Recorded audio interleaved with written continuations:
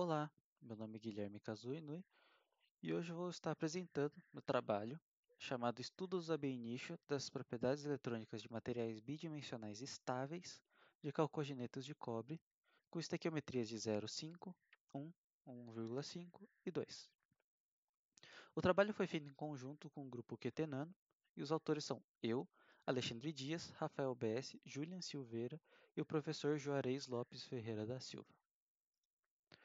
A grande motivação desse trabalho são as estruturas bidimensionais, que chamaram a atenção desde o primeiro isolamento de uma monocamada de grafeno feito por Novoselov em 2004, utilizando-se da esfoliação mecânica através de uma fita adesiva. Após isso, em 2005, o mesmo autor sintetizou um composto de grafeno e HBN, que é o nitrito de bório hexagonal, outra estrutura bidimensional muito similar à do grafeno e que conseguiu transformar um condutor, como grafeno, e um isolante, como HBN, em um material combinado e semicondutor. Isso abriu portas para diversos estudos de formação de heteroestruturas, que são camadas bidimensionais empilhadas de forma que possa ser controladas as propriedades combinadas desses materiais. Com isso, a respeito das células fotovoltaicas, por exemplo, pode-se aumentar ou diminuir o band gap ou também melhorar a absorção solar, entre outras diversas propriedades. Os calcogenetos também são uma grande motivação desse trabalho, devido a propriedades intrínsecas semicondutoras desses materiais, além de conseguirem formar diversas estruturas estáveis. Os objetivos desse trabalho são os estudos ab initio de calcogenetos de cobre para cálculos de estabilidade e suas propriedades para futuras aplicações em fotovoltaicos. Para isso, é utilizada a equação de Conchat, resolvido de modo autoconsistente pelo software Vienna AB Initio Simulation Package, VASP, que utiliza-se da teoria do funcional da densidade, DFT, e de funções de ondas planas, como o funcional Purdue-Burke-Esenhoff, PBE, e a aproximação do gradiente generalizado, GGA, e a correção de Van der Waals D3 para melhor descrição das interações de longo alcance. Para obter novas estruturas, foi utilizada duas bases de dados, a Inorganic Crystal Structure Database, a ICSD, e a Computational 2D Materials Database, C2DB, para a obtenção de diversas estruturas bidimensionais para obter esses protótipos. Então, as camadas foram separadas em 15 angstroms, para não ter nenhuma influência de uma camada sobre a outra.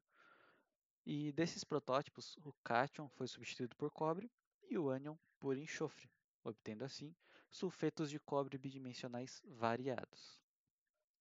Essas foram as estruturas obtidas por esse método. Porém, para aumentar o conjunto de estruturas ainda mais, fez-se um método de retirada de átomos aleatórios de estequiometrias mais altas, para obter uma maior abrangência de estruturas a serem analisadas. Nesse método, foram utilizadas as estruturas do conjunto que já tínhamos e feitas pelo menos 3 novas estruturas de cada, das quais eram possíveis, e para que houvesse uma maior variedade desses materiais. Disso, resultaram em 43 novos possíveis materiais. Então, após isso, todos os materiais foram submetidos a cálculos de tensor de estresse para relaxação da estrutura. Com as estruturas da conformação de menor energia, pôde-se fazer algumas análises específicas. Uma delas é a análise de propriedades estruturais, que, usando o conceito de distância média de ligação e número de coordenação médio efetivo, foi possível estipular uma relação entre as duas, com uma função logarítmica, que se assemelha muito com expressões bem consolidadas por autores como Brown, Shannon e Pauli, como precisão de 0,939 no R². Também foi possível determinar propriedades energéticas dos materiais, como o calor de formação, dado por essa equação aqui. O gráfico mostra o calor de formação por estequiometria, onde os círculos preenchidos são estruturas de menor energia e os que não são preenchidos são as outras estruturas de outras energias maiores. A linha pontilhada ela indica uma precisão do funcional PB/GGA de 0,2 eV por átomo, onde, na literatura, disse que abaixo desse limiar são estruturas termodinamicamente estáveis e acima são instáveis. Com isso, foi possível ser feita uma tabela bem organizada por ordem crescente de energia entre as estruturas de mesma estequiometria. Então, a partir disso, foram realizados cálculos em ordem utilizando dispersões de fônons com o programa PhonoPy. Com o critério de aproximação de harmônica, essas estruturas foram analisadas e, se fossem estáveis, elas compunham o grupo reduzido de menor energia. E se não, a gente passava para a próxima estrutura até achar uma estável. Os materiais em verde, elas são estáveis, segundo a dispersão de fônons. As laranjas são pouco estáveis e as vermelhas instáveis. Aqui estão as dispersões de fônons para a estrutura, aqui na esquerda, né? Para estruturas estáveis ou pouco estáveis de cada estequiometria de sulfeto de cobre, ou seja, o grupo reduzido que a gente tirou.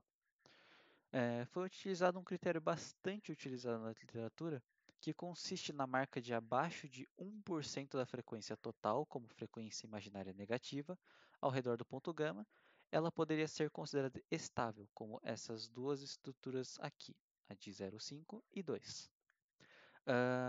Se a marca fosse até 10% da frequência total, então ela é pouco estável, sendo estabilizada através de substratos e afins, como por exemplo essa estrutura aqui. E acima dessa marca, acima da marca de mais de 10% negativo, ela é considerada instável. Portanto, observe que as estruturas com estequiometria meio, 1 e 2 são estáveis, e a de 1,5 é pouco estável, podendo-se concluir que o critério de energia de formação não é a única análise a se fazer para verificar se o material é estável ou não. Na literatura, é reportado que, além dessas duas análises de energia e dispersão de fônons, é necessário fazer cálculos de dinâmica molecular também. E se o material for estável nessas três análises em conjunto, ela é passível de ser sintetizado.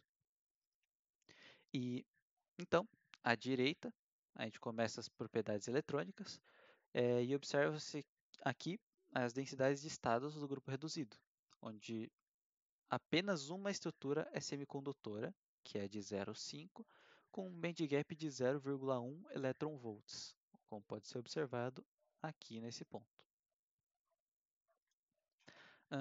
Para uma melhor análise das propriedades eletrônicas, foram feitas as estruturas de banda desses compostos, que resultou que na estrutura semicondutora dessa estequiometria 0,5, nessa aqui, ela pode ser observado algo similar a um cone de Dirac, que é uma única banda de valência que se colima para a banda de condução, como esse ponto aqui assim. Porém, na estrutura do grafeno, que é uma estrutura que tem algo similar a isso, ela é condutora, mas esse material ele tem uma separação entre a banda de condução e valência, ou seja, um band gap, que é de 0,1 eV. Então, essa estrutura é bem interessante. Portanto, conclui-se que o trabalho apresenta dados de análise estruturais que condizem com a literatura, validando os dados presentes que a gente tem.